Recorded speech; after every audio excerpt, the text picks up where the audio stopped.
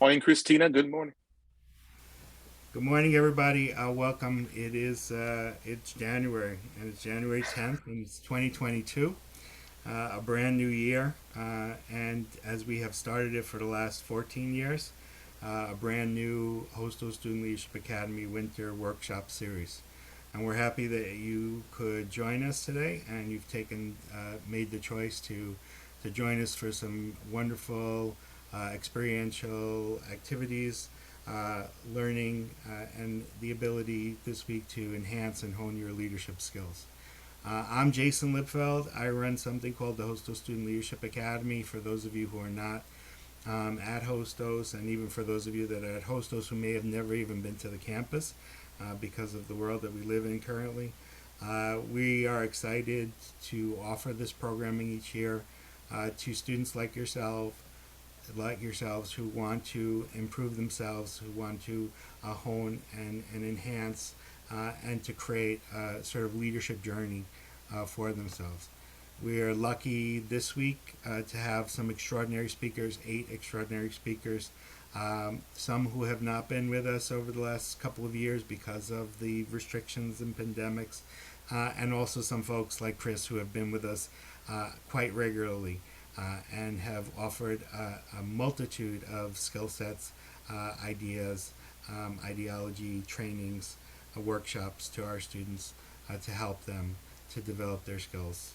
And so we want to sort of do some what do we call this? This is some housekeeping before everything. We don't take away your right to open your mics. We want you to speak and engage. But please be respectful of one another as we go through this process. Speak one person speak at a time.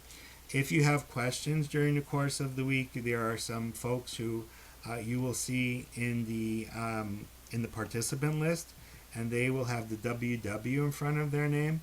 These are members of the SLA, the Student Leadership Academy, who are serving as the Winter Workshop Committee. They will provide you with any answers that you may need throughout the course of the week, just in case you can't reach me. I'm multitasking here. So please feel free to reach out to them. And as we go throughout the course of the week, there will be more and different names throughout the course of the week with the WW in front of their names that can help you. If you have any issues during the course of the week outside of today, obviously you're here logging in. Please feel free to email me, and I will get. That's one of the multitasking things that I'm going to have to do behind the scenes for people who may have problems logging in. But if you registered in advance and you registered for the morning sessions, you should be able to access the morning sessions no matter what. And what else? And at the end of the week, we hope that we have a lot of you who have done a number of these workshops, and then, as promised, we will provide a certificate for you.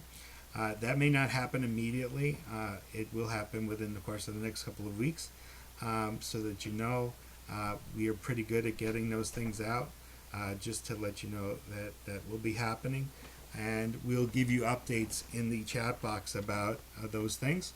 We will also provide some information about volunteer activities that will be happening throughout the spring. Those are volunteer activities that are sponsored by different programs throughout the city, and we are collaborators with those programs, so we will share that information. There is no responsibility on your behalf to say, I have to do this, but if there's something that you're interested in, you'd like to pursue, then we encourage you to do that. Um, if you hear a fire engine in the back, that's my son playing with his toy. This is the new world of COVID. We're working from home. Fire engines in the background. Sometimes.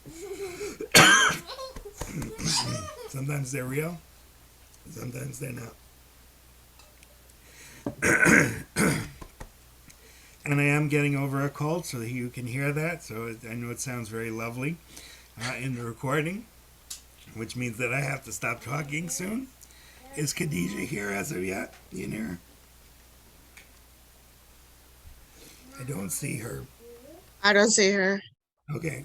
And it's 10:05.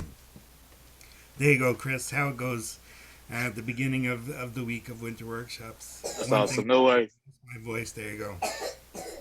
So, one of the things that the committee members were going to do is do introductions.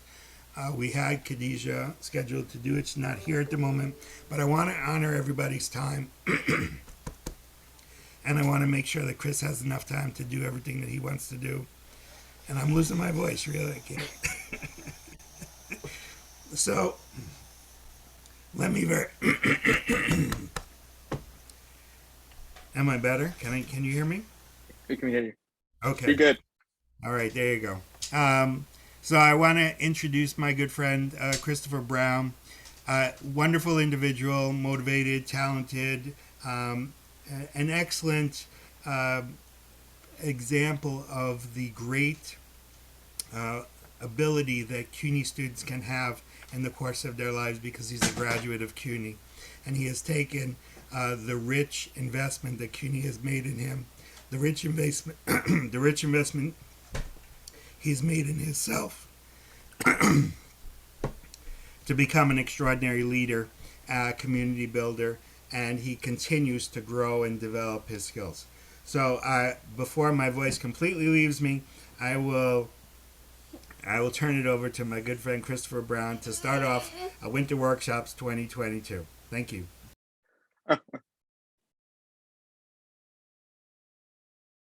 Pleasure. Can you hear me? Am I audible? Awesome. Again, before I even start, I want to say Happy New Year. Happy New Year. So give yourselves a round of applause. We made it. I know it's not in the grand style that we would have, perhaps with with all of the hoopla, meeting, in large gatherings and things of that nature, but we have made it. All right. So I want to acknowledge that first of all. Happy New Year, leaders. Happy New Year. Happy New Year. And I love what's happening right now. I see, we're really activating the chat. So leaders, at any moment, please feel free, use the chat, the emojis. Let's do our thing. Let's engage. Typically, for those that haven't been with me in person, you know that I'm ultra dynamic. I'm the person that I am going to shake your hand. I'm going to introduce myself. You have to introduce yourself. That is how we correspond, and it's important that that's how we correspond. All right. So from what I'm hearing, Jason told me that there are. So let's even back up. I want to hear the schools that are involved here. That's on this session right now. Represent yourself. Where are you right now? What state? What borough? What school? Go. Shoot. Represent yourself. Let me see. Can we speak or do we write in the chat? You can speak. You can write. I think with writing, it's more scheduled. I see City Bronx. Okay. Okay, Denise. City College. Represent. You can also speak. That's fine. BMCC. Colleen. Hostos. All right. BMCC Queens. Lehman. Hostos. Oh, Hostos. So I'm seeing a mix. Go ahead. Let me see. Where in the world are you as well? All right. Noreen, I see you. Hostos. Turan, Hostos. All right. Some Queens, BMCC in Brooklyn. John Jay. Oh, man. Woo! I think I see Saran. She's in Kansas. Nice. John J. Hostos. We are in our numbers. Awesome. I have a video to play, but I can do that. But before I even do that, let me just say, leaders, Charles, Baruch, very nice. Very nice. All right. So just to give you a backdrop, I am a two-time graduate from Brooklyn College. All right. So I'm CUNY. I'm CUNY, born and bred. So I am in Brooklyn at Brooklyn College. All right. Anyone else before I jump in and do my thing? There's a lot. I love it. I love it. Anyone is out of the country that's zooming in. No, you can You can say no or yes also. Let's utilize the chat as well. Just want to get a gauge. No. Okay. Okay. So we're here in the US. Awesome. So let me do this. Let me play. I see you, Roxy. I see you. Okay. Let me play a video here. I know that Jason gave me administrative capabilities. So I'll do this. All right. I'll play the video here. Can everyone hear this and see it? I can say yes, what I want to. No, it has no sound. Repeat that. Can you hear it? No, No. Chris. No. And you can't see it either? Can you I see can it? see it and just it's don't see it. paused, but I can't hear it. Interesting. Let me see if I have to take off my. You may ask, who is Christopher? Better. It's better? Okay. So I think it's my headphones.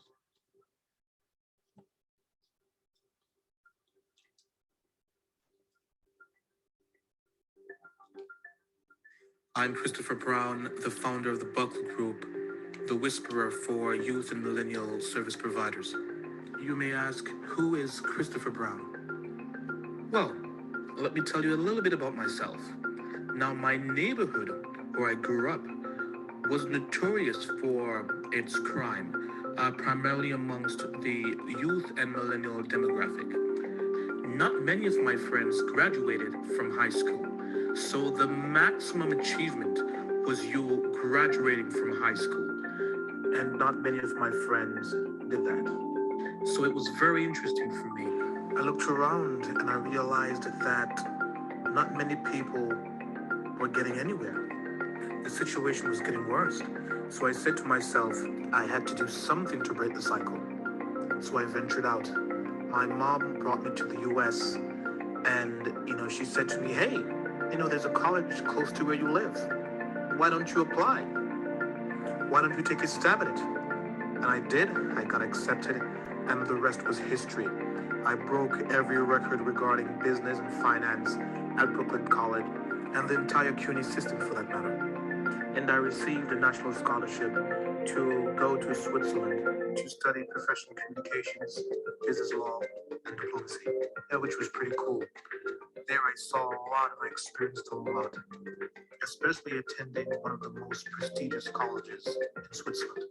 And when I came back, especially when the cost of attending the college was so expensive, I remember having to raise $21,000 in less than 3 weeks to go to the school. And I did it, and I went to Switzerland. And when I came back, I said to myself, I have to give back so that others can get this quality experience.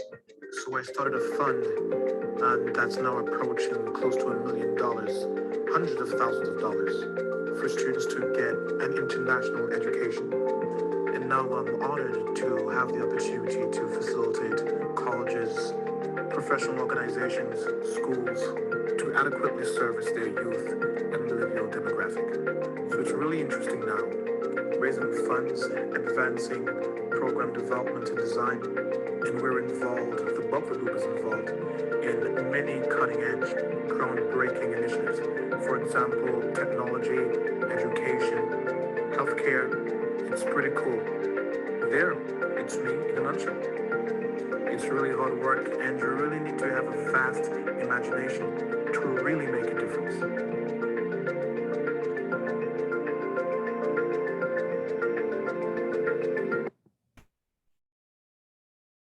Yeah, that is a much better introduction than I would have, go on for 10, 15 minutes. This is only about 3 to 5 minutes. All right, so again, welcome everyone. Can everyone hear me? If you can, give me a thumbs up. Can you hear me? I took off my headphones. Awesome. Very good. Awesome. All right, so I want you leaders. I again appreciate that everyone is here. They could have been anywhere in the world doing many other different things, but I appreciate you being here with us.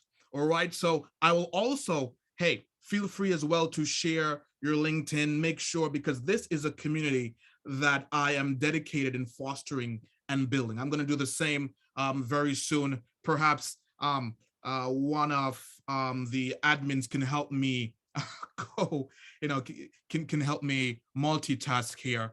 But leaders, this is a time that I think for us youth, millennials, again, anywhere, if you're between the ages of 18 to 24, it changes, it fluctuates.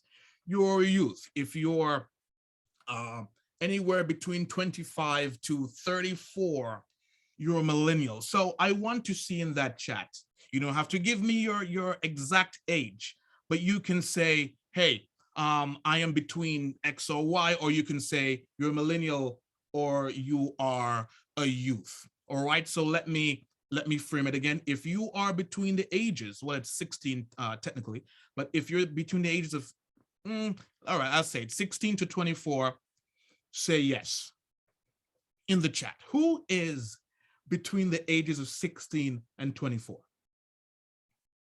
If you are, say yes in the chat. Right, yes. Coach, yes. Let's see here. Millennial, yes, okay. Millennial, youth. Oh, so we have a very rich mix. Millennial. Nice. Let's keep going. Because this will help me frame what I'm about to talk about. All right. So let's continue going.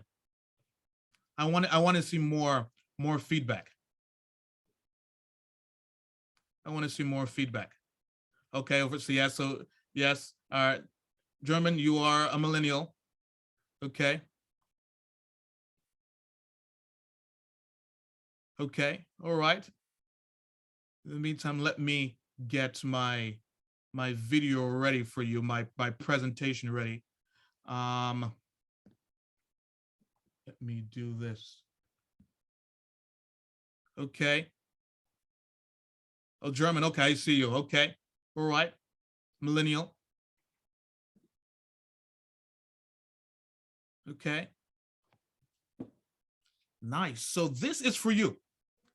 It's for you. Let me see if I can.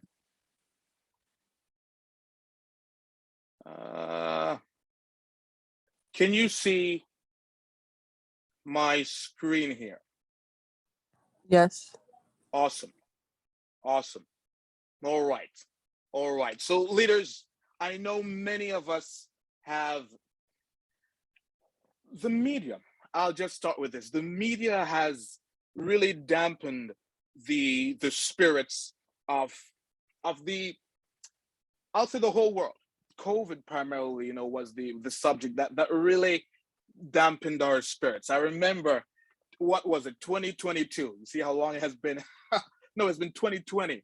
Happy New Year! And everyone was in their glee, wanting to start the new year 2020 right, until COVID really hit hard.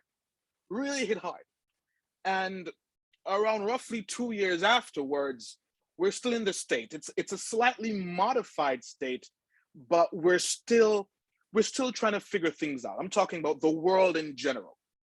Now, what I want to say to you leaders, and you'll hear me always calling you leaders, because that is what you are. You are leaders. If you're here, you are a leader, and I'm going to treat you as that. Make sure that you see yourself as that, leaders. So here, what we're going to be talking about is how we can assimilate in this new era. Coach, new era. What do you mean by that? Well, let's get into the nitty-gritty. So I have presented a few items for us to discuss. All right. So we're going to be talking about the new era versus the old era. We're going to be talking about the Great Awakening. What happened that really changed our perspective? We're going to be talking about the opportunity. What opportunity lies ahead with this current situation? What the world needs from us, and how to prepare to lead in this era. And then I'm going to open the floor to any questions or answers. But again, feel free to chime in at any moment. All right. So it doesn't have to be at the end, though at the end, formally, that's where we're going to engage in questions and answers. But feel free to chime in if you have a question at any point. All right. So that's the agenda. Now, I want you to know that we have officially, the world has officially crossed into a new social dimension. The world has officially crossed into a segment where now we have to figure out and reanalyze how we can or should engage with one another. This is where we're at right now. And now, in this era, the leaders, those that are leading, now it's not enough for the leaders in general, those currently that are leading, to be inclusive. There's one thing to, all right, include everyone into the mix, but it's another thing for them to be welcome, for everyone to be welcome. All right, so this world, we have crossed over into a new social dimension, and where everyone is not only included but welcome. And all, I would have said most, but now we're moving into a direction where most, if not all, of the leadership actions taken in private, we have to be now more accountable than ever in public.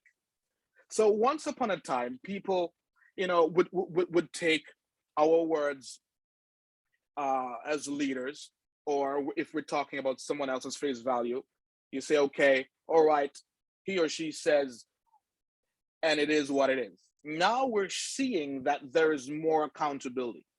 People want to know why, and I have kids, and it's interesting because with kids, especially very young, and they ask, you can ask why for everything, for everything. You're wearing gray. Why? You're wearing a flower pin. Why? I mean, you can say why for everything. So here we have to really, the accountability is ultra high in this spectrum. And the world, those individuals that are leading right now, they are really trying to figure out how to engage with everyone. It is really now, especially where things are, we are really reworking, rethinking, reimagining how we should engage with one another. And I must say that the world needs our help. The world needs our help. Us, you and I, millennials, youth, those that are over 35, but the world needs our help to change for the good in this new era. Now, once upon a time, and I will shoot some questions out here to see if you're with me here, if you can relate. So, what do you think I mean by the old era? What does the old era mean? So, we are now comparing the old era to the new era. In the chat, what do you think the old era means?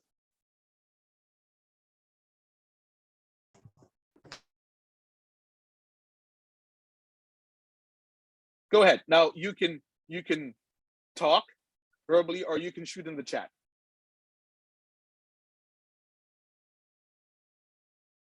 I think where is my chat? I lost.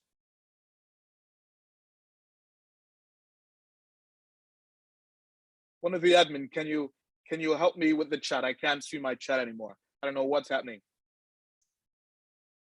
Hey Chris. Go ahead. Maybe try using your cursor downward, see if it pops up. Okay. Or you can Alt H. Oh wow, Alt H. I have a Mac, so Alt H may be something different. No worries. So, leaders, what I mean by old era is so transparency was a big deal. So I don't know if you remember it, and maybe I'm aging myself here. Once upon a time, there was no nutritional facts being presented on items. There was no nutritional facts being presented when you're going for a burger. We used to buy, and without knowing. We used to talk about now regarding political campaigns. We're seeing that now you have to disclose if you have provided any financial contributions to a particular political candidate. You have to, and in the political realm, how much. Once upon a time, you could have put political scandals or corporate scandals under a rug. The old era, but now you have seen, oh my gosh, it can't work anymore. We are no longer seeing that working anymore. People are calling other people out, especially again with the youth and millennials. You are seeing that regarding the old way of doing things. I guess in this perspective, there's a lot that happened to us in the past. We have passed through the great recession that kind of have us thinking about, what really is life. If we should, dedicate X amount of years to a particular corporation, particular company, we'll get there. But, once upon a time, there was entitlement systems that, hey, you are from a particular Ivy school in particular, and then, you get preferential entry, or you can finagle your way, into certain circles just because of legacy. And we're seeing that that's being called out as well. You see a lot of people go to jail because of those type of actions. Legacy employment as well, because you may be cousins, aunts, brother, sister, whatever, to the head of a corporation. You get preferential treatment. It may happen still, but however, it's that practice is being canceled out. Healthcare again. Oh man, once upon a time, again, I lived and grew in the Caribbean. So what's interesting for me is that because of your last name, you can jump. Now we may have the same illness, so we may have the same emergency, but because your last name is such and such X or Y, you may be, you may take first place in the line as opposed to another. So there are things that's happening that in the old era that is not, it's being phased out. I'm not even talking about any, social justice situations as well. Racial equality, gender equality, income equality. We're seeing here that it is, man, the old era, the old way of doing things is really being called out. It's really being called out. And in the new era, we're seeing that we are reimagining how things should be. We're imagining how things should be. Now I'm going to open the floor here to say, what do you think, what's being reimagined?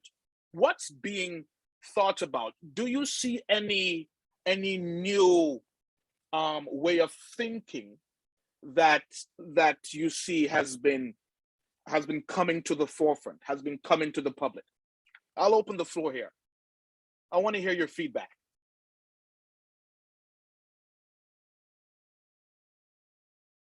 Don't be shy. We're all leaders here. Go ahead. I see a hand. Yes, you can open your mic. Tremaine, go ahead. Hi, good morning. My name is Shemaine. I see a lot of things alluding to the critical race theory. Like it's becoming very prominent and people are understanding things. And because of the critical race theory, a lot of things in history are being looked at differently.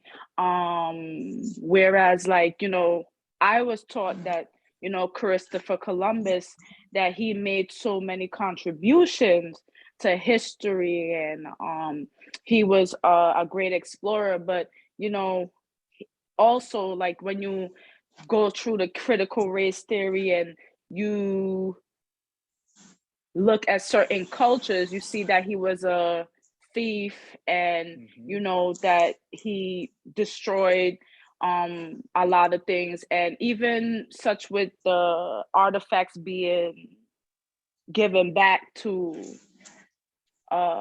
this is something else too that relates to that, like even where the museums are getting pressured by the indigenous people to get back their artifacts, because they've extorted these people, and all of these artifacts are part of these people's spiritual practice, and it's out there, and it's hindering the integrity of their religion. And it even goes to whereas losing language and all these things, and it's like bringing a lot of microaggression to the forefront as well, because there's some people that don't want to think that it's happening, but it is happening.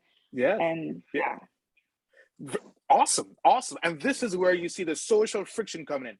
Some people want to accept the fact, well, some people don't want to accept the fact that it's happening, that we are facing the past head on. A lot. Again, once upon a time, I see Colin is giving you a hand clap.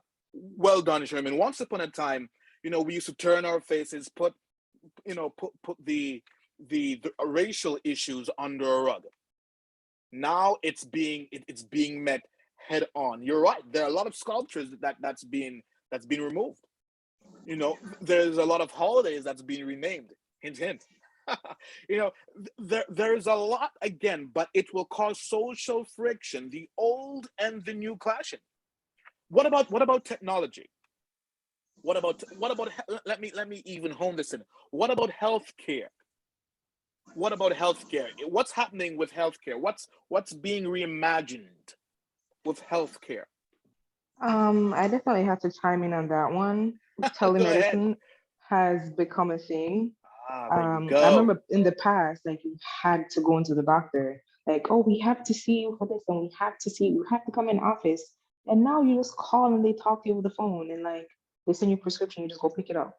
There you go. Like if it wasn't for COVID, then like would nobody have known that you could just like stay at home and get things done?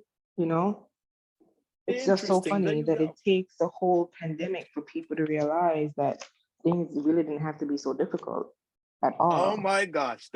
So now you have even what's your name? I want you to leaders. Oh, I'm sorry. My name is Casey Witter. I'm sorry. Casey Witter. Awesome. Wonderful contribution, Casey. Now, please, anytime we speak, I want to hear what's your name, what school you're from, and then go ahead. All right. I'm sorry about that. No worries, Casey. Awesome. You are right. Now, and it's interesting because it has been in the works for a while, but there wasn't an impetus, there wasn't a stimulus to just, really have a go at it. I heard German. Go ahead. Hello, Mr. Browne. This is German. How are you? I am good. I remember seeing you at one of the college campuses, back at Berkeley College. Okay. Hi. My question to you is this: Why is it that most people in my age are not being actually required to be employed in a job market or any employment opportunities available for people like us, between from the old era? The or from old the old era. generation? Yo, so okay, good question, but let me rephrase um your question a bit. So the old era doesn't let's not hamper on age. We're not. It's just we're trying to have a dichotomy, just a beginning and an end, a past, a present. That's the way things were happening and the way things are now. Um, Now, regarding anyone above, well, 35, um, I don't see a situation where then they don't want you to be employed. What's happening though? You have to be either reskilled or upskilled. Now that's a whole different thing there, because of the pace at which um, economies, industries are being reimagined. So we talk about healthcare and telemedicine. Oh my gosh, indeed.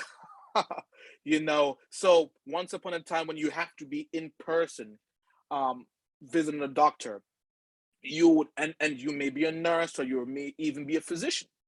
But now you would have to be reskilled uh, to deal with remote interactions. And that takes additional or continuing education. Again, we'll get there as well. But my point is that, and you leaders see it very well. There is an old and a new regarding the way things are being done, and I simply call the old era and the new era with education. Oh my gosh! Now we're using adaptive technology where recruitment and retention. There is Arizona State University. Using adaptive technology. Um, they reduced their algebra fail rate from 42% to 21%. Technology, again, the great equalizer. All right, healthcare as well with telemedicine, and if you use it now for good, again, it's one thing to have technology, but now it's where you aim that technology, and for the good, to have healthcare being accessible to all. Ah, my friend, now that is being an entirely different market. It's called again impact investing, where you see that it's focused on on equal access, equal access. So I'm seeing here. Let me see. Even folks who are reemployed need to upskill. That's right. That is right. Even folks that are currently employed need to be reskilled and upskilled because of the rate at which technology is moving and the social dynamics is changing. Most folks lack typing skills, sometimes so basic, and that's very important right now. So you get the gist. You get the gist. You see the dichotomy. You see what's happening right now, and there's a greater call for inclusion in all industries by global stakeholders. Once upon a time, you know, a female not being on the board was okay. Now, now investors are requiring from CEOs, requiring from requiring from wealth managers that, hey, we need to diversify the board.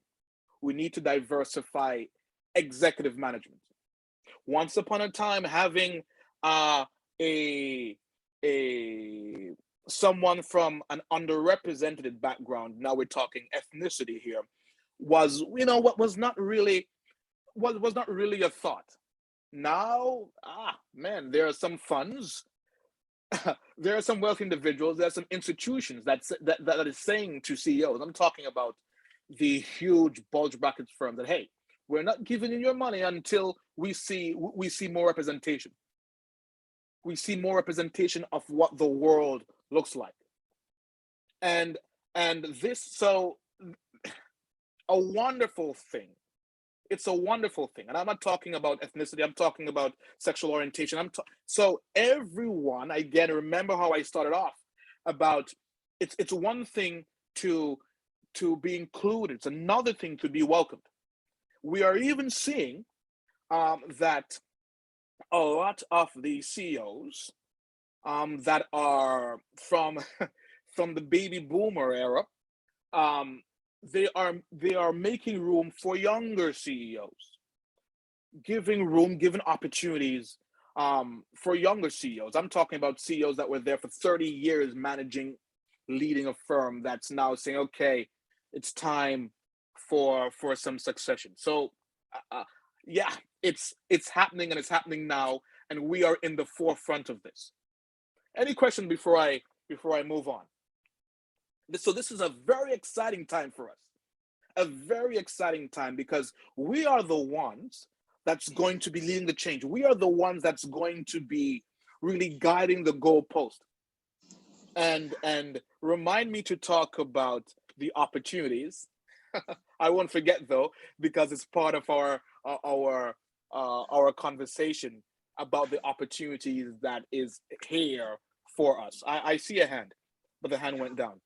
German, you still have something to say, or no? I do. I do, Okay, sir. go ahead. I do. Go ahead. Mr. Browne, I do have to completely agree with you on a couple of things. People like us have to be reskilled, have to be reevaluated, have to be much more open-minded to learning new things based on what's going on, and especially when you mentioned about the topic of the Great Awakening. It's also very important to utilize that awareness as well. That's all I wanted to mention. Wonderful comment. Wonderful comment, German. So, all right, so I'll do this. The Great Awakening. We talked about what's happening. What do you think the Great Awakening is? And since we are, once upon a time I could have said post-COVID, but we have so many variants. We are still in intra-COVID. The where we're at right now. Oh my gosh. How did COVID provide an awakening for us? How did COVID provide an awakening for us? Let's start there. Oh, I see. Tremaine, go ahead. I see Tiana as well. Go ahead. Yeah, go ahead. I'm from BMCC. I didn't say my school the last time. I'm sorry. Represent BMCC. Yeah. So basically, I would say that COVID placed a lot of perspective on the job field. In terms of skills, how much people are getting paid, how they're being treated at their jobs. Can I see you as well? Say, no, go ahead. Go ahead. I was gonna say, even down to going back to school, because I know that was what pushed me. You know, the whole pandemic thing, and then I'm an unconventional student. You know, I have two children back to back, 5 and 6 years old. And with all of this stuff that was going on, you know, I used to be in social services, but then I moved, I made a career change in healthcare. I'm 28. I'm going to be 29 this year. So nice. It was just like a lot of movement, and it even brought a lot to race when it comes down to like resources. You see the allocation of resources. You see here and got this and that, there you go. over there and got that. And it's a level of trajectories. Like, people don't see that, you know, certain policies that keep these things in place. Like, in terms of like when it was giving out certain aids and stuff like that, like certain people weren't able to get it, you know, because, oh, they didn't make this amount of money, or this person not making this amount of money to get that. Like, it was a lot of things that shed light on like how much you was making, what's your education level, you know, even down to where you live in, like structure wise. Some people, even the how should I say it, the stuff with the living here, COVID placed a lot of eyes on the fact that we don't have adequate living space for all of these people here in New York. Interesting. You're awoke. You are woke. Very good. Very Thank good. you. You're right. You're right. Well done. Kim, go ahead. Oh man, you guys. Tell me. Talk to me, Kim. You had your hand raised. Hello? Yes, go ahead. We can hear you. I think you're muted now. I think you have to take yourself off of mute. Oh, Kim, we can't hear you. Go ahead. Yep, go ahead now. You can. Okay. Hi, my name is Kim Lloyd and I go to Hostos Community College. And Nice. I'm one of those students that's being retrained because I want to go back to work. And what I'm going to say is that the pandemic has taught me a lot, that we have to be more understanding with people and we have to have patience, because I end up realizing that a person my age, if I wasn't in school, I wouldn't know how to text anyone. I wouldn't know how to email anyone. I wouldn't have learned how to get the information I needed to survive the pandemic. And I also end up learning that a lot of people that's my age, they don't know how to use the computer, have no clue or idea how to use a computer or how to get information. They actually depend on their children or their grandchildren to teach them how to use a computer. And I just found that to be sad. And I hope that in the future we'll have mature students coming back to college or getting retrained to go back to work, because that's what I had learned and that's what I had experienced by being in school. And I also wanted to say is that, you know, a lot of people out there are just surviving. And a lot of people lost their job. A lot of people lost family members. And people are just surviving at this present point. And that what makes it so sad, because we're like the richest country in the world, but we didn't know how to deal with this pandemic. And we have to all come together, young and old, to survive this pandemic. Interesting. You brought up a lot of points, Kim. So you're saying one, whoa, and everyone is agreeing, everyone is saying facts. Nice. Wonderful contribution. Charmaine, I saw your hand, but let's take a penny here, because what Kim said is very interesting. You know, my mother, she did not she did not know how to text. Well, she, but just a little bit, nor use the computer. But the pandemic has, man, it's like compulsory. My mother knows how to text. She knows how to use a computer. Why, look on YouTube, do her thing. It's like, because it's one of those things that I don't want to say force, but it kind of pushes you into learning more, into doing more, into being connected to the times. So there's a lot of non-traditional students that seeing that and is quickening. Yes, I'm using your word, Jason. To get on par, to want to survive, to know what's happening, to get information. Well said. Well done. Charmaine, go ahead. I see your hand. Also agree with Kim. Brenda agrees with you as well. I fully agree with Miss Kim, and I also wanted to say that the pandemic also brought awareness to mental health. Ooh. It's getting there, okay, but then let me jump right in there. Then it's getting there, but I feel like I'm Guyanese, so we don't know too much about that type of stuff is not spoken about, because you said that you was from the Caribbean, so when there's somebody that's a little off, they hide them and they put them in the back. You don't really see them.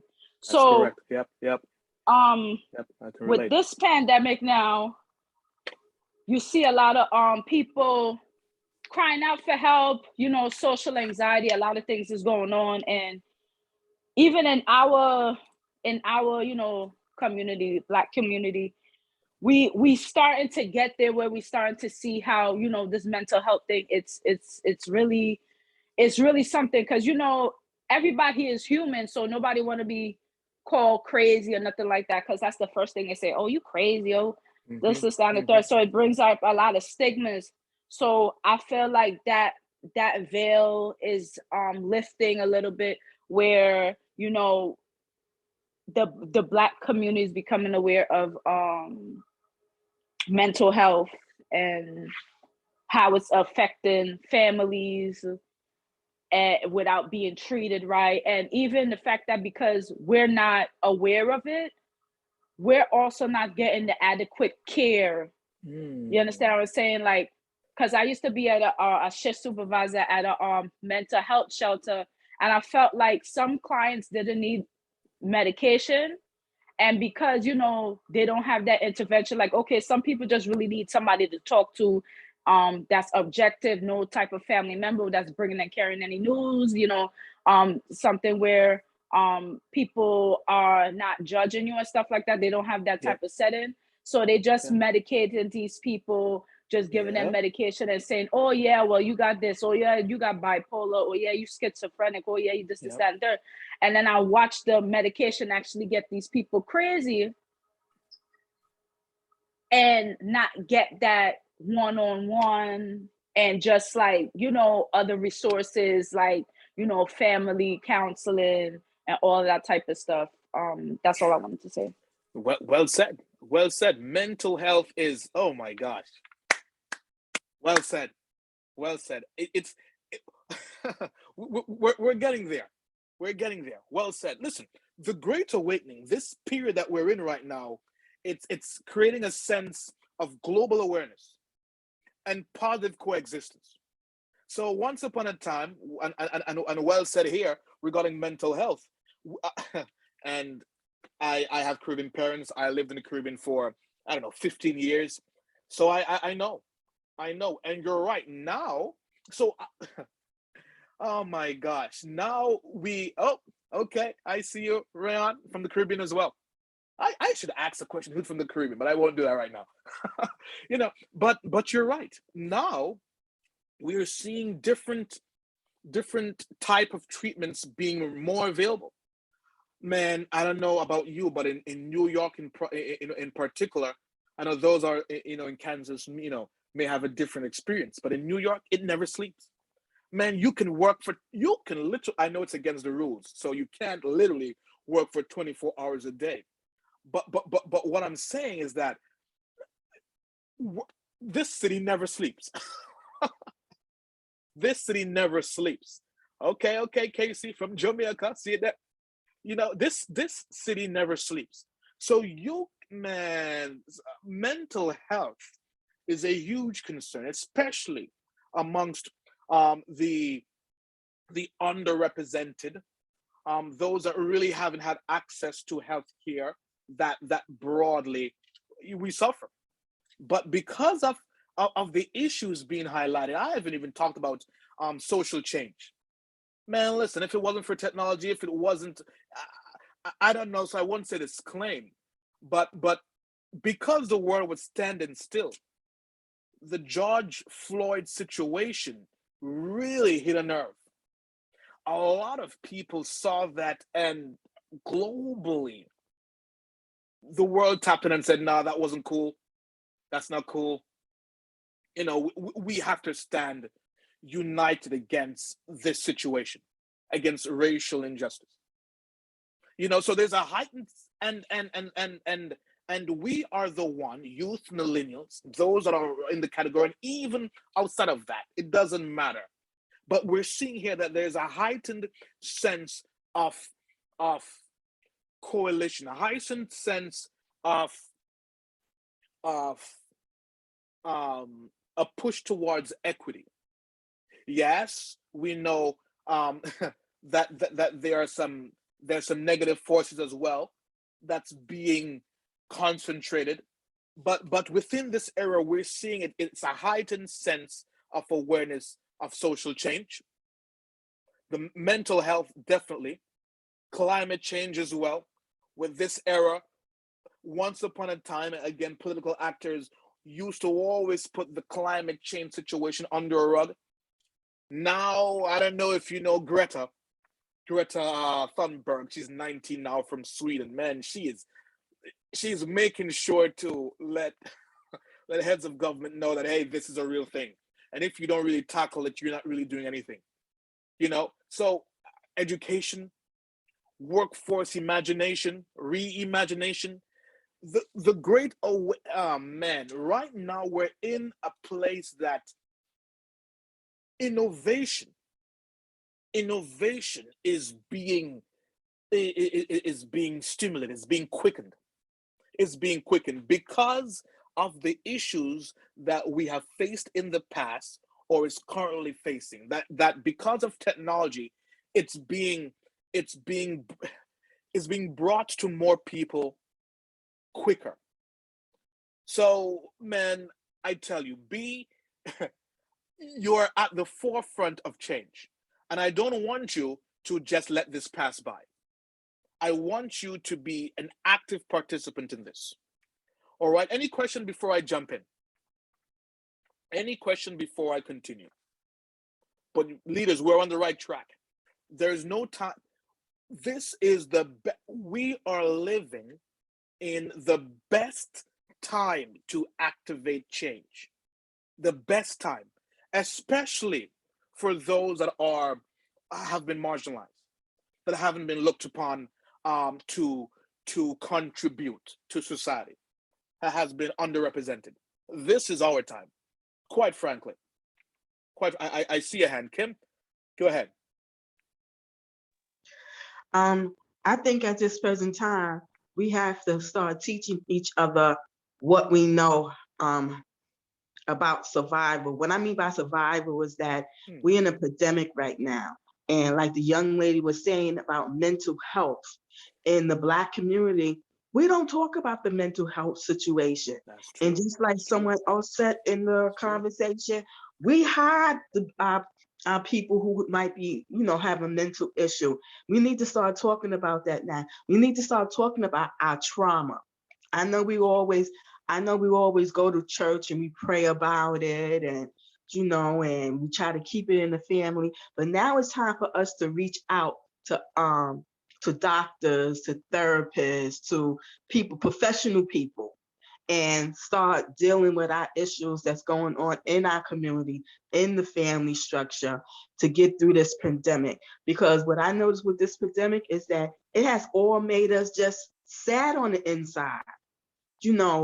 I know last semester, and I'm taking aging and health studies, and I noticed that the population, the baby boomers, which I'm a baby boomer, we're like the largest group of people who have survived. We the ones who have the money. We the ones who have worked into the Social Security system and all that, which is all good.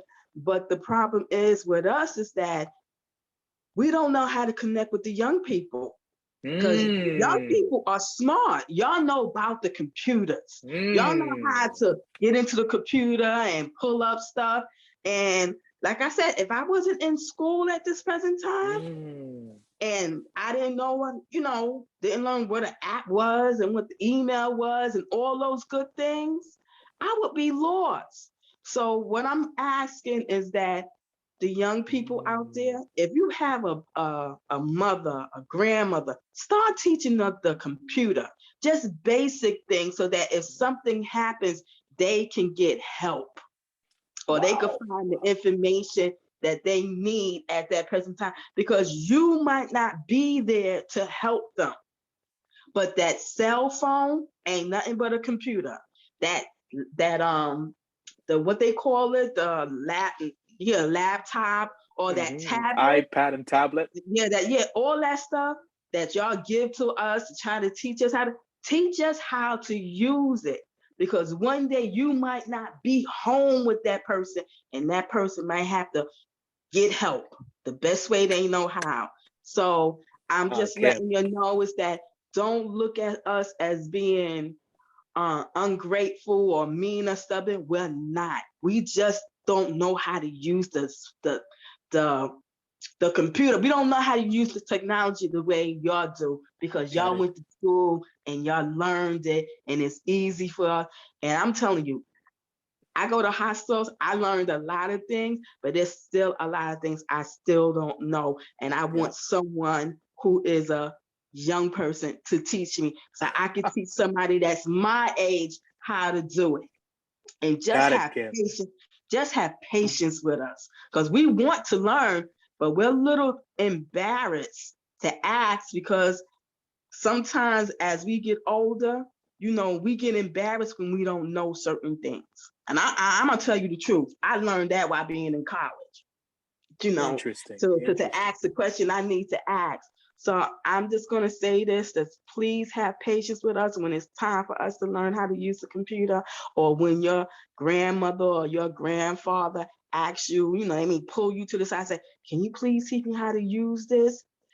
Don't be ashamed of them. Be proud that they asking you because they want to know. Interesting. Kim, well said. You may have just solved a consulting problem that many of the top executives have with Gen Zs and Gen Ys as well. Well, Gen X, the millennials, Gen X's. You may just that seemed like the root of the problem. Well said. Oh my gosh. Woo. Kim, Charles is raising his hand. Oh, Charles, go ahead, Charles. Thank you. Good morning, everyone. Good morning. Oh, I just want to add to Ms. Kim statement that she just said. I remember when the pandemic first hit, my grandmother never knew anything about WhatsApp. She always called regular to check up on everyone, right? So I remember we took 1 week for my grandmother to learn how to do a video call on WhatsApp. So now when she calls you after that week, she was so excited that she don't call you regular anymore. She's gonna call you on video. Once your face look fat, you're gonna tell you have to start working out. I'm telling you, once you look like kind of stressed, what's going on? Like those kind of things really had us excited. Like it was so awesome though. But I think like Miss Kim just said, I think it's a learning process, both the old and the young. We all have to come together and then share understanding. That's the best way right now. Definitely. Go ahead, Sherman. Definitely. Well said. Thank you for sharing, Charles. Go ahead, Sherman. I agree with Miss Kim when she was talking about stuff about the mental health field, but I also feel like the pandemic also shed light on where we're supposed to be. Like we're supposed to be in the healthcare system to overlook our own calm because with that with the whole race situation excuse me, like more time, like it's a barrier up, these doctors, they don't really know too much or they can't really relate to our kind. So I feel like it would have been it shed like we need more Black doctors, we need more Black nurses, we need more Black people in the healthcare system to not only like be there, just to also to educate everybody else, like this is going on, this is what you're supposed to eat, health, diet, exercise, like to put emphasis on these things so we can grow collectively. I feel like we need to start infiltrating certain industries in order to see a change. Wow. Man. I love where this discussion is going. Well said. So there are opportunities that we can really we can engage with, we can use to get ahead, to fill that void of misrepresentation. And I see Denise, every negativity, pressure, or challenge is an opportunity to rise up. Oh man, you guys, so amazing. And Rayon is just rooting for everyone. Oh, well said. Listen. Again, this new era, its issues, well said, Denise, is a rare opportunity for us to truly address societal issues. You know them. And I'm happy that we are beginning to, well, we're woke already. So you're attuned to the Great Awakening. And now it's just being able to tap into the disconnect of society and to plug in, to make it whole. And Kim, you addressed a very critical issue here about the generational gap in the workplace. Listen, and a lot of what I do, they call me the youth and millennial service provider. So a lot of what I do as well is bridging the gap between baby boomers and millennials youths. Again, how should I say this succinctly? The millennial work philosophy is different to that of the baby boomers. Oftentimes, especially in corporate, they expect there is a wait in line, wait your turn philosophy. All right, but with the millennials, it's like, I know this, I'm here, I do well, promote me now. You know, so waiting your turn, what? I'm talented, I'm skilled. Hey, come on. I'm serious. I am serious. They so with the youth and millennials, they want to be looked at as a partner,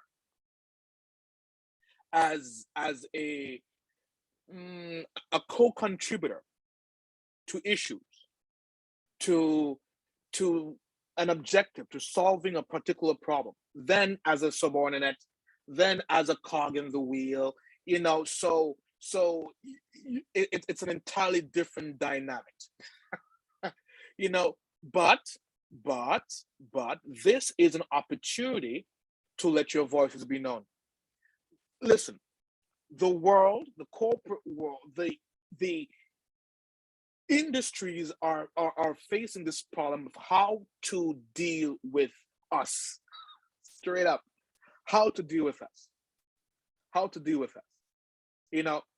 And this is an opportunity to really be able to demystify some of the cliches that we are known for. Or oftentimes say, you know, we're uppity, we don't want to wait and, you know, our turn. Our loyalty, well, we see that in the facts, our loyalty to a company, it's typically the least amongst all the generations. Every 2 years we typically move on. But that has an underlining issue there because of the disconnect to us. Now, by 2025, millennials, again, those that are between the ages of, let's say, 24, 20, well, I'd say 25, 26 to about 34, they will comprise of 75% of the global workforce. Check that out. Every three, that's a lot. That says something. That says something. 4 out of 5 individuals in the workforce by 2025 would be a millennial. That says something. Currently, we're about 35% of the workforce. Currently, right now, where we at, 35%. So we have the opportunity to reinvent the workforce. We have the opportunity to bring to align those that are older, those that are younger, you know. So I shared this, so you know what's happening, you know what's to come, and you know how to address this. So now Gen Zs, ages 18 to 24, they're about 11.4% of the workforce right now. Not much. However, by 2030, they are forecasted to be about 30% of the workforce. 30, imagine that. So regarding the youth and millennials, man, in the next 5-8 years, it's only gonna be them. So the opportunity here is we have the ability. We have, so again, our president would say this is not hyperbole, but we are the one that's going to be designing the workforce. The workforce is being designed for us. There's a disconnect there, and it's causing friction, interpersonal friction there, and there is an opportunity. Go ahead. I hear a comment. Someone is going to comment. Someone... Oh no, I don't think so. Okay, so know that. And there's an equity gap as well. Remember our representation, female representation, ethnic underrepresentation. We're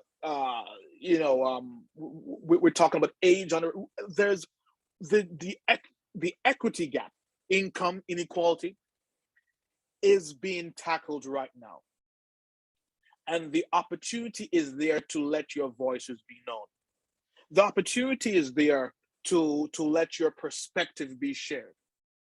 The opportunity is there to let people know what you're going through, because the world is beginning to really address this problem. For those that are a little bit older, this conversation that we're having right now would sound a bit different. Or would be under the rug, or we won't have this conversation at all. But we see here that this is being an issue that is in the forefront.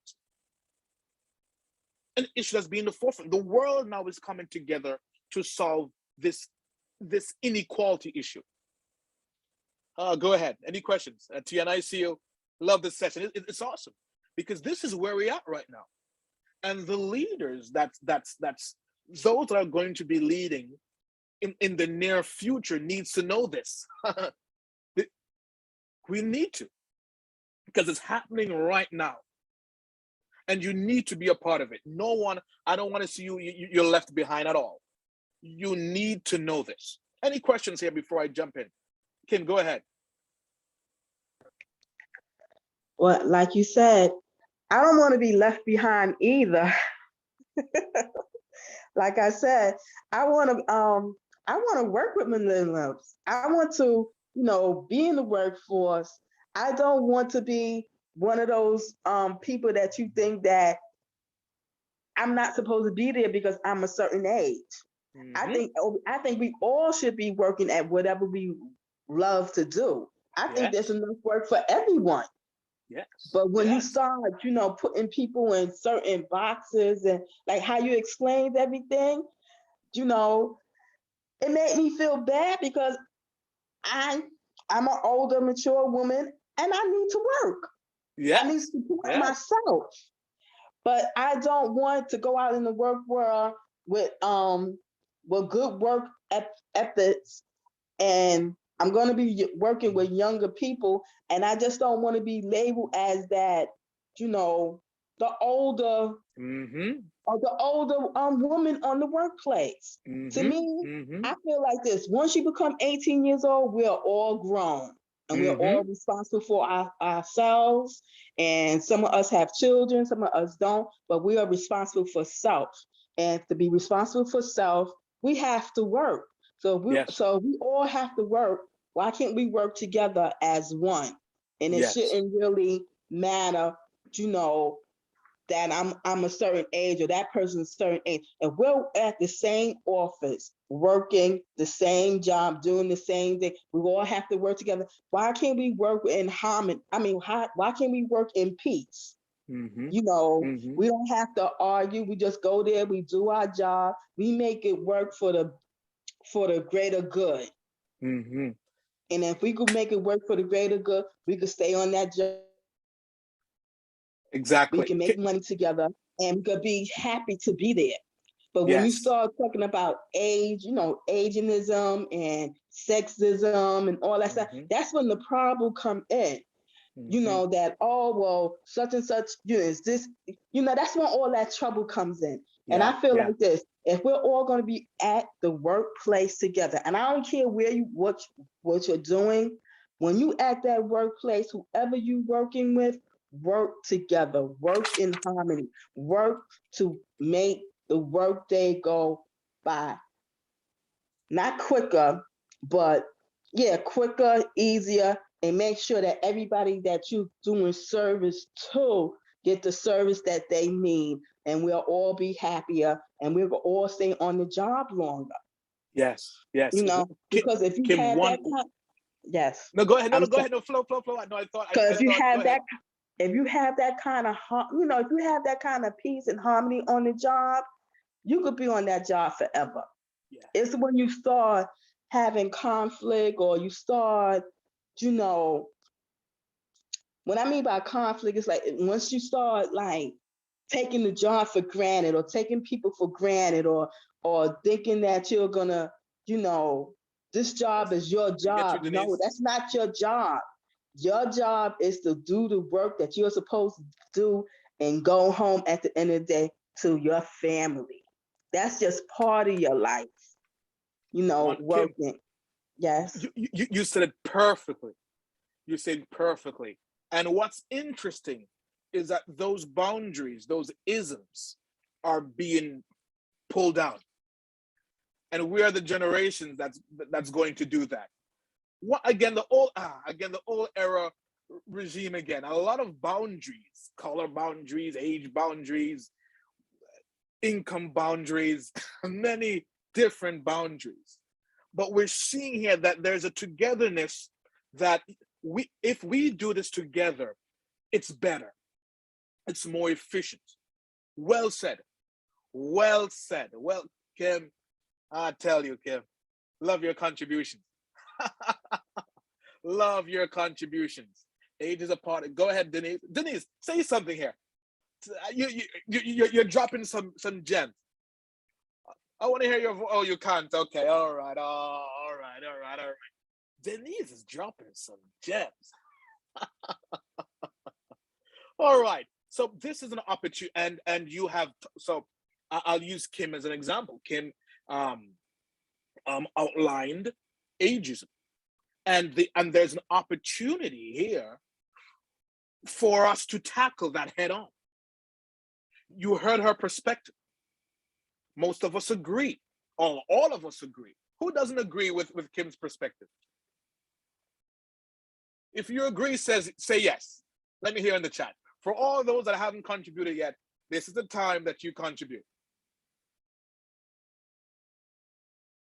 All right. Yeah, people.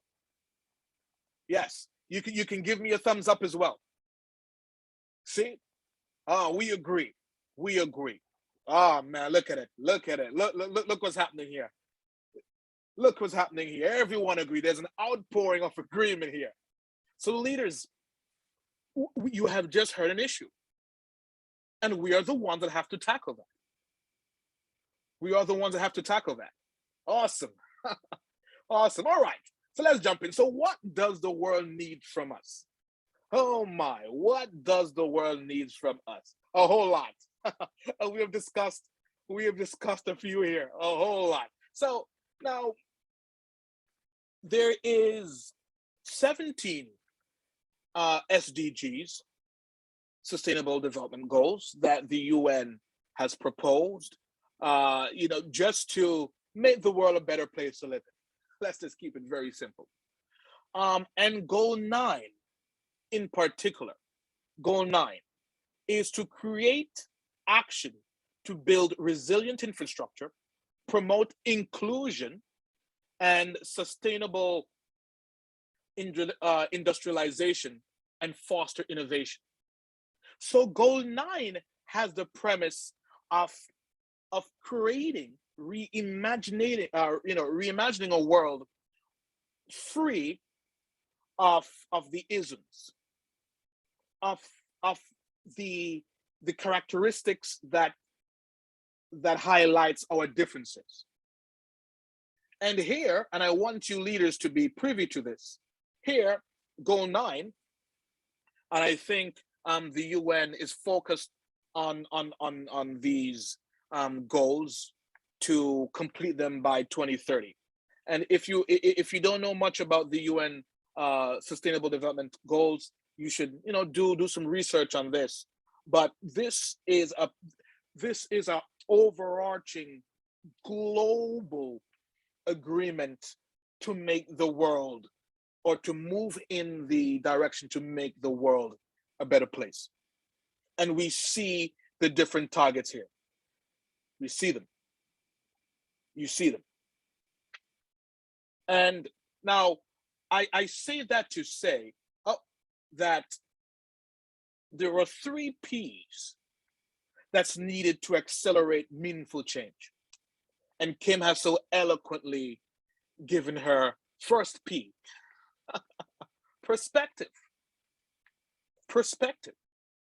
Most of the leaders, sad to say, but hey, let's just say it. Typically, generally, those that are leading now, I'm talking about, it's different now because our current administration is being more diverse, being more inclusive. But if we were to go back, I think, what is it? How much? A year now, with the former administration, we see a lack of perspective.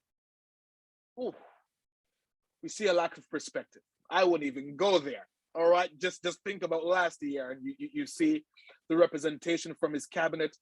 You see the representation on how social services has been dealt with, how underrepresented groups have been dealt with. I won't even. I don't want to go deep. That was the prior administration. But it's interesting because they didn't have perspective. What they knew was what was in their circle. What they knew is what they have grown up with. It's sad to say, but they were in a vacuum at that point. So now, when the world is moving towards welcoming everyone, including everyone, in order for your voice to be heard, they need to know your story. Perspective. So I know Kim's story, and if I'm a leader now, I understand a different angle. Right? I would not if I didn't, if there was no one like Kim to give me that understanding. Perspective. And in the world, in the new era where technology, oh my gosh, brings everything to the forefront. Listen, my wife now, my wife, she brought to my attention a TikTok video. See, here I go. See, technology, social media, that taught me things that I'm learning in college, or that I'm going to learn with a professional degree. But people are sharing it for free on TikTok. Interesting. Not only that, but regarding perspective, you see a lot of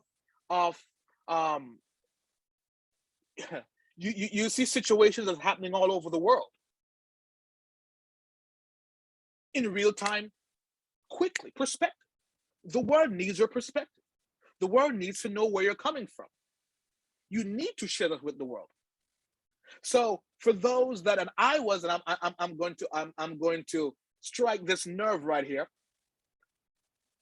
Now, when I was in college, Brooklyn College, I was a part of about 17 executive boards, my undergraduate. So that means I led leadership responsibility for about 17 student organizations.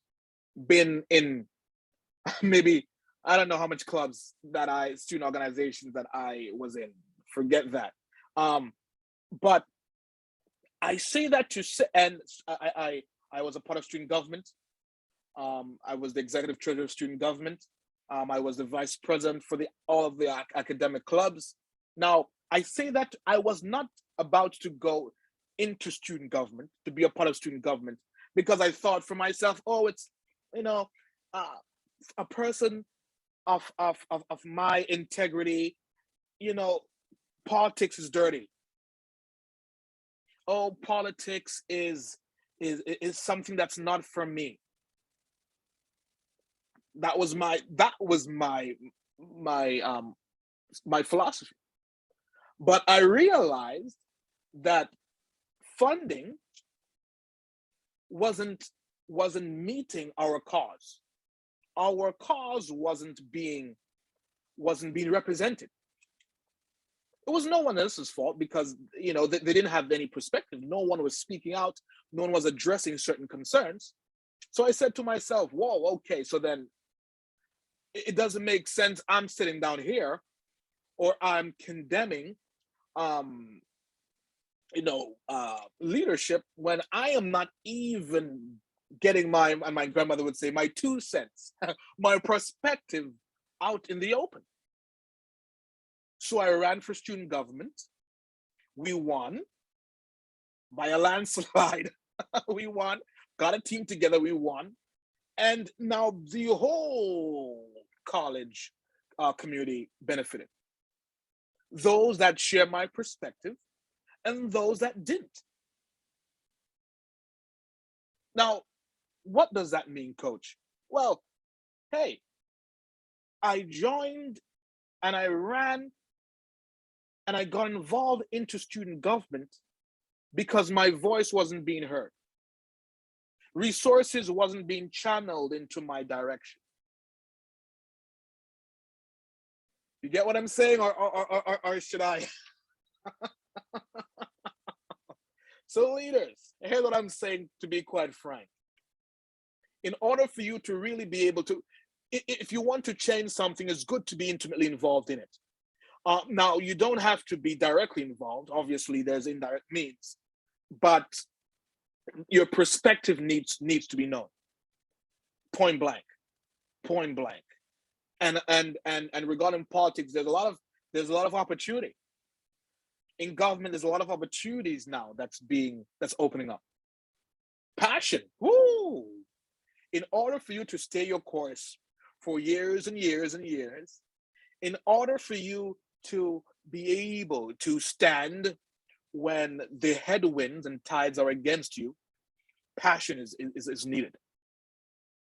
Passion is needed. Listen, Hurricane Ivan, I'm from the Caribbean. My mom is from Jamaica. My father's from Grenada. My wife is from Trinidad. My great-great-grandfather's from Haiti. I was born here. So yeah, I know the Caribbean well. Hurricane Ivan happened in 2004. I was fortunate to be here. I think I won a scholarship to come over here at that time. And Hurricane Ivan happened about a month later. 85% of the total infrastructure in the Caribbean was total. Zero. If you didn't have to stand on a hill to see the entire country. It was flattened. It was, you can stand where you can stand up and you can see across the entire plain of the country. Everything was on the ground. Everything was on the ground. And at that point, listen, I thought my parents died. It was crazy for me. It was really crazy for me because, anyway, let me not get into that. But I said to myself, yo, my aim was to become a neurosurgeon. Now, leaders, whatever you want to do, you can do. I'm telling my story here. But I changed my major to business because it was my philosophy that I would be able to help, Denise, I would be able to help more people as a philanthropist in business, as an investor, in the work that I do, than to help one person every 8 hours as a neurosurgeon. That was my decision. I would have been able to help a country in 8 hours than one person. So I changed my major. It was crazy for me. Everyone thought that I would have been the neurosurgeon. All my grades was being my labs was being the labs to be referred to. I had a mentor at the time. I was peer tutoring comparative physiology. I was the vice president of the biology club, president of the chemistry. I was that was my direction there. That was my direction there. But that conviction hit me. That conviction hit me. Man, listen, I said I had to do something to, if this happens, then need to, because everyone was asking me for, Chris, mind you, I was supporting my grandmother at the time. Chris, bring some water, bring some clothes, bring a barrel for me. And I could hardly help myself. I could hardly help myself. But the passion that came after changing my major was incredible. Was incredible. I was able, when I changed my major, you saw the video, but this is the backstory. Coach, how did you get so amazing? It's the passion. It's the passion. I felt within myself that it was my duty. Man, when I changed my major, I had to read my first class. I read the entire intro to management book, intro to business management book, 526 pages before class started, because I was making a big decision. Again, I'm talking from my experience, and here we're talking about passion. If I was making this decision, it had to count. So I made the decision, and I invested my entire self into this decision. And the rest was history. Man, the passion, man, I could have stayed up the whole night. I could have I could have read a lot of books. I could have studied, because in the back of my mind, the goal was larger than myself. I gave you $1 million nugget. I gave you $1 million nugget. If you can see what you're doing as bigger than yourself, the passion will consume you. You would be able to work harder, to learn more than the average person. I just gave you look at that. Passion. Now, the purpose as well, it aligns towards the passion, because you need to have a goal. You need to have a conduit to focus that energy, to focus that passion. And for me, it's helping the youth. It's for me to help to supporting a country, or supporting underrepresented individuals or institutions. For me, it's reimagining the workforce, how to make it better, how to make it more inclusive. So I can't stop. I won't stop. That's the purpose. That's the purpose. And that is what the world needs from us. Our perspective, our passion, and geared towards a particular goal. Woo! We'll be unstoppable. We would be unstoppable. Any questions here before I jump in? Oh, Kim, go ahead, please. Always love when you share. Go ahead, Kim. Okay. Well, I know I have been having this passion. The passion I have me going to college at my age. I'm ecstatic. I'm sorry that we're going through a pandemic. I'm sorry that we having all these bad things happening in the world, but I'm ecstatic about being in college. Nice. And like I said, I want to work with senior citizens. Nice. Like, I know that the field I'm going to be a social worker, but I want to be like one of those social workers that help the seniors enjoy their life while they're still young. And what I mean by young is like, they can still walk and talk and their mind is still together and they can enjoy their life they could just enjoy their life at that present time. Like I told you last two, I took gerontology 101 and gerontology 102. Now I'm going into gerontology 103.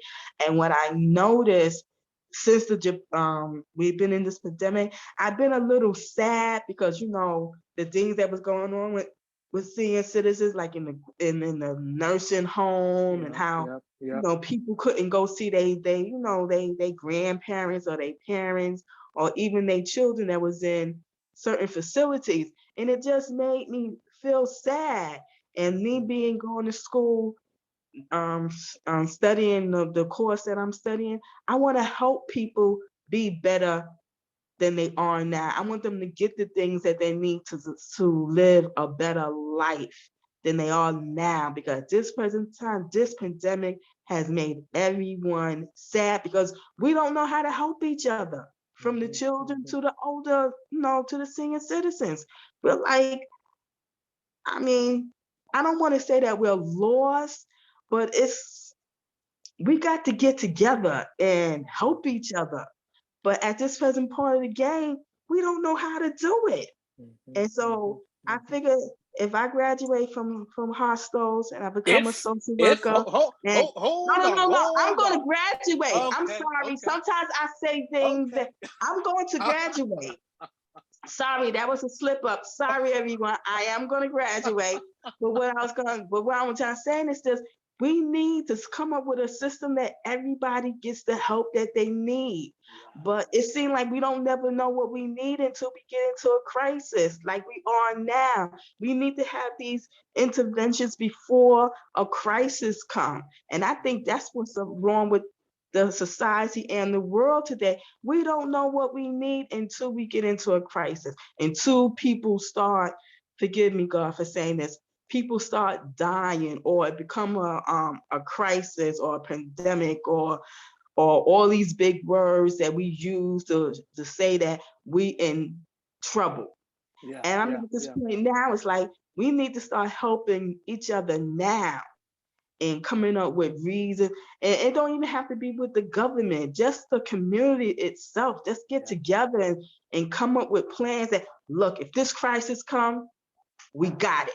This is what we're going to do. Or if this happens, we got it, because we got a system in place to help us do what we have to do as a community, not as a certain group of people, as a community. Because there's all different people in the community. I don't want to hear nothing about putting people in sections. If you need something, you should get it because you're part of the community. And if that's what you need at that present time, whether you're a child, a teenager, a young adult, a mid adult, a young, a old senior going into being a senior citizen. If you need something, you should get it right then and there. And I think that's the problem right now. We are in need and we need help. We need to come up with a system just as a community for us to get it. And I'm not talking anymore because I think I talked enough. Thank you for letting me talk. Kim, be motivated, Kim. Be motivated, because, and I'm seeing a lot. So you're in the right place at the right time with the right resources. And Jason has just expressed, hey, you do community service. We do community service. You can let that passion be filtered in that way, and be motivated, because you are learning. The skill set that you're learning now is directly related to your purpose. So you have avenues as well to let your purpose be expressed. You're at the right place at the right time. Well done. I see Casey. You're man, and everyone is singing your praises as well. Even the chancellor. Everyone is singing your praises. Let me see. I hope our time is. Oh, I still have time. So, knowing all that we know here, modern leadership within this current situation, and I know I spoke about this sometime in the past regarding empathy, but knowing that everyone is going through a hard time, knowing what we know about the balance of the social dynamics in this world, primarily now we are looking to even everyone is included, everyone is welcomed, and as well the voices that hasn't been heard is given the impetus, is empowered to share in their perspective. And modern leadership, the way that we have to live our lives, lead our lives, right now in college, building teams, in student organizations. If you're working, it's the same tenant, is the same characteristics that you need to have. In the future, when you're going to be leading with teams, this is also one of a few of the pillars that you need to have as well, because this is where things are heading. And this is, and modern times requires modern leadership. No longer can we look, to people as being subordinates, look to people as, man, I don't care what you're going through, get the job done now, because it's not the time nor the place for that. A strategic visionary who works thoughtfully to create outcomes that are most beneficial and useful for his or her team, constituents, in each stage of implementation. So I made this, well, I wouldn't say made this up, but I thought about what the modern leader is.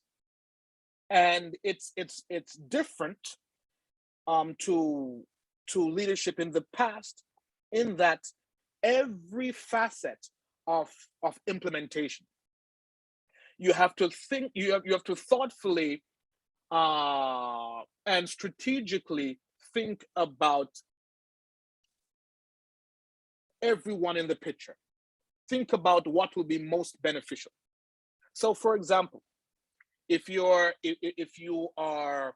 I don't know, let's say leading a Kim, I'm gonna point you out here for a bit here. Senior housing. If you want to lead a business regarding senior housing, now obviously you have to build relationships. Perhaps you have to build out a particular room or series of rooms. You may need to look on maybe the vendor that you're going to be using, whether the vendor perhaps isn't, is meeting your tenants, meeting your philosophy in, is that tenant being inclusive? Is that tenant having the right representation? Or perhaps if you're that sustainable person, your how should I say it? Your conviction is to have sustainability in every sector of the process. You may ask, is these materials sustainable? So, or if perhaps the person that is being engaged with you to provide a service, is that person or is that vendor having minority representation? These are the things that you look at. And what's interesting is that it's rolling out slowly, but it's happening. And even in your leadership in clubs, this is something that you have to take into consideration. You may have a team. and perhaps maybe a member of your team can't be at a particular place at a particular time. It's good to sit down with the person and say, hey, is everything okay? How can I help? I realize that you are absent in XYZ meetings or in in such and such a time. How can I help? How can I facilitate? Empathy, being able to really put yourselves in the person's shoe. It's important, especially during this hard time, especially important. Equity, okay? Well, is all, maybe equity of thought is all the thoughts that's being shared. Did everyone get the ample opportunity to share their point of view? Even in student leadership, empowerment. How are you motivating your team towards a common objective? Now, when I first started my leadership journey in college, it's interesting. There was a World AIDS organization. This was a long time ago, and December 1st, we had a grand fundraiser. Typically, it was a fashion show, but I decided, that we need to raise more money. Typically, before me, the amount of money they used to raise max was about $250, $300, $400. And I said to the student advisor, let's create a committee. And the committee was called Committee 50,000. Our aim was to raise $50,000. Now, leaders, it was a huge undertaking. We didn't raise $50,000. That was not the point. The point was to really stretch the imagination. The point was to really point to a goal that's outside of the stratosphere. So we had that team. We built that team to raise $50,000. All right, and everyone came up with ideas, and we jot them down and we implemented the ideas. All right. Now, at the end, December 1st, when we were after that, December 2nd, we got the monies. We checked all the monies raised. We raised about 15 grand. It's a shy call from $50,000. However, the last goal, remember, was what, $200 to $500, and that was the year before. The current year, when I was leading that mission 50,000 committee, we raised $15,000. Look at that difference. Look at that difference. Because we point to the stars, and the philosophy was, hey, the goal is to improve a country. At that point, it was Panama. It was I think we were raising funds for a region in Cologne that I think really serviced patients that contracted HIV. We did it. We empowered. There was empathy involved, and there was equity involved in thought. So modern leadership, more than ever, need that type of rollout. We need it, especially now. And I want to place that, in your mind, in the forefront of your minds from now, leading in your student organizations, leading in your workplace, and prospective leadership. These 3 E's are very, very important. I have achieved great success because of these 3 E's. And I'm sharing this with you as well, because I want you to also be super successful. All right, any questions here before we move on? Always love to ask questions. I got a question, Mr. Browne. Go ahead. This sounds like German. Is it you? I haven't. Yes, this is German Santos. This is German Santos with you. Go ahead, my friend. What advice would you give to people who are at home right now, who are unemployed, without a job, or without any certification, or without a degree, or without any skill development? What advice would you give them for those family members and for those who are at home, not knowing what's happening? What advice would you give them? So you're saying, what advice would I give someone that's not just at home waiting for something to happen? Is that, can I paraphrase that? Yes, what please. do you think? What do you think, German? What do you I think they need to take action, regardless. I think they need to take action. They need to be much more open-minded to know which resources they can utilize. Just like this other person mentioned that each and every person that needs to take action just to leave their houses so that they could unite themselves with others within their community and throughout the world. Oh my guy. Whoa, I can drop the mic right here. I don't need to do anything else. Well said, German. Well said. Well, they need to. Oh, Rose, go ahead. We have 9 minutes left. Oh my gosh. Go ahead, Rose. Hi, good morning. I'm Rose Dabuz. I'm from the Hostos Community College. Nice.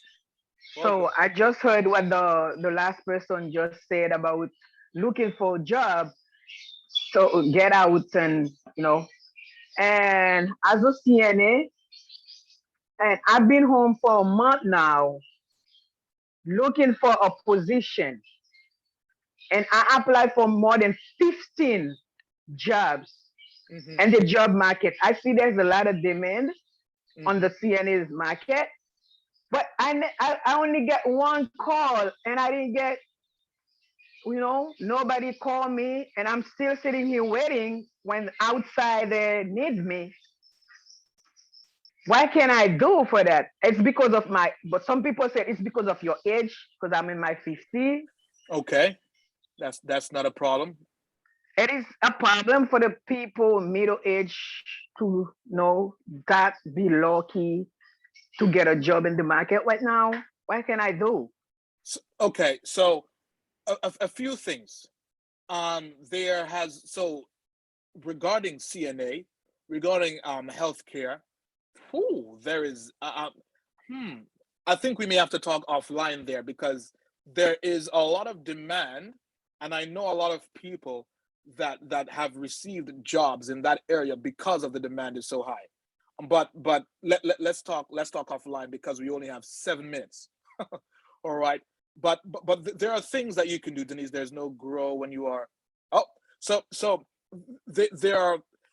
are networks that you can tap into. All right. So let's speak offline there. Okay. Let's speak offline there, Rose. Don't be discouraged. Don't be discouraged. Okay. All right. Thanks. Now let me. I have 7 minutes. So what? If Hostos, you can look up career training. Oh man, so a lot of people are giving you some resources to tap into, Rose. Oh man, my. So you can also begin to add your LinkedIn information to the chat as well, if you still want to if you want to be connected. I'll add mine before I forget. I think the last slot I do have my contact information. So there are 3 fundamental ways to prepare to lead, especially within this era, and leaders. I want you to really internalize this, because again, it gained me a lot of success. Gain an international perspective. I know, because of the restrictions, you maybe can't study abroad. Go. International education may not be the best route now because of the pandemic, but you can take a course. You can connect with other people in that regard. You can learn about different countries different states, different, different norms, different religions. It is very important to learn about different viewpoints. I think, a lot of the conflict that's happening in the world today is because of the lack of of of open-mindedness, the lack of, other perspective. Because I mean, again, that's an entirely different route, a whole different session. But I believe the more that you know about other people's perspective, other people's viewpoint, is the more connected that you are, and the more you're able to to empathize with that person. And if we are to build an international coalition, you need to know different perspectives. That's one. Two, build and sustain relationships everywhere. That is important. Even in the job market. My, even in the job market. Listen, someone might have an open slot available for a particular type of employment. And because now you might not be the best fit. Here's the interesting thing about this. You may not be the best fit, but because they know you and they know that you are connected to the industry, or that your passion is aligned to this particular part of the industry, you can be referred to that direction. Now, there may be other people that's more talented, but because you are the person that they know, you are the one to get ushered, to get guided into that direction. It happens all around us. So it's not what you know, but who you know. Very important. So it's important to build and sustain relationship everywhere. Your work, at school, LinkedIn, as you're doing now, it is essential, especially when you're not able to meet in person as much as what we typically are used to. And three, become an expert in your space. Now, I would even advocate to learn as much about what you want to do as quickly as possible so that you can become an expert in that space. But that's that's a different issue. It's to become an expert in your space, because you're the one that's going to be first to mind. You're the one that's going to be called upon. You're the one that's going to be making that big the money.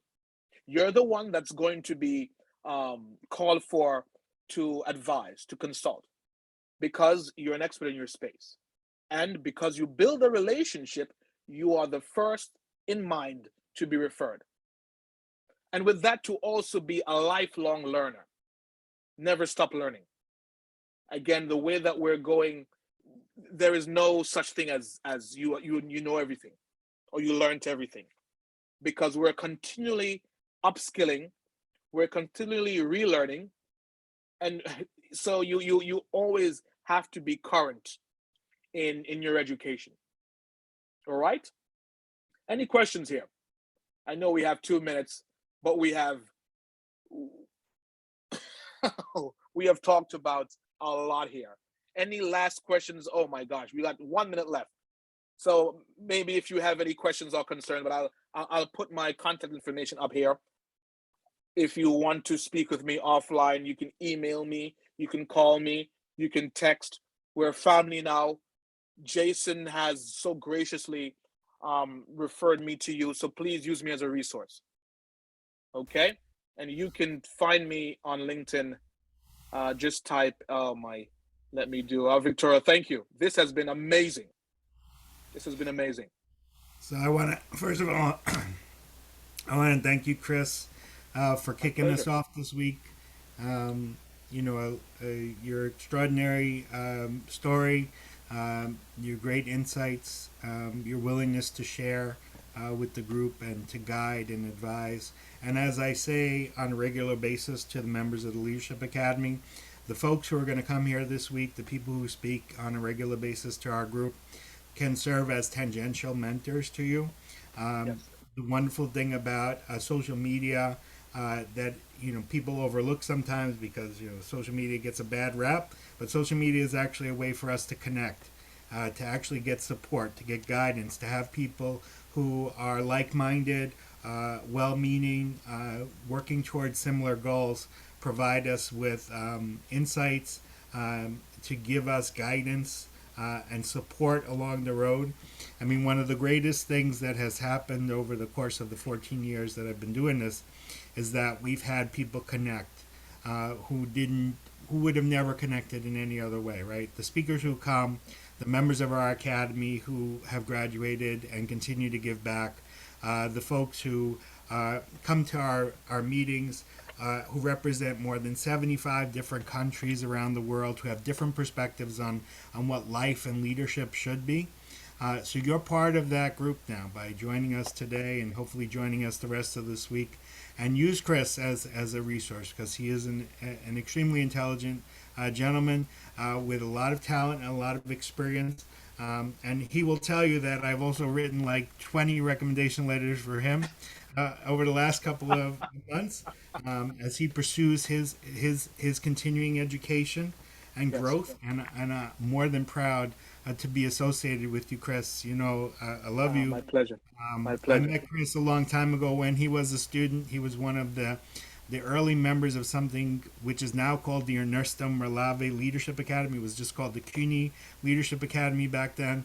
And I really took him to heart as an individual who really had goals, who had the true essence of a leader, and who really wanted to make change in the world. And so a few years ago, I saw him posting in LinkedIn, on Facebook, and I reached out to him and I said, Chris, you want to come and talk to our group?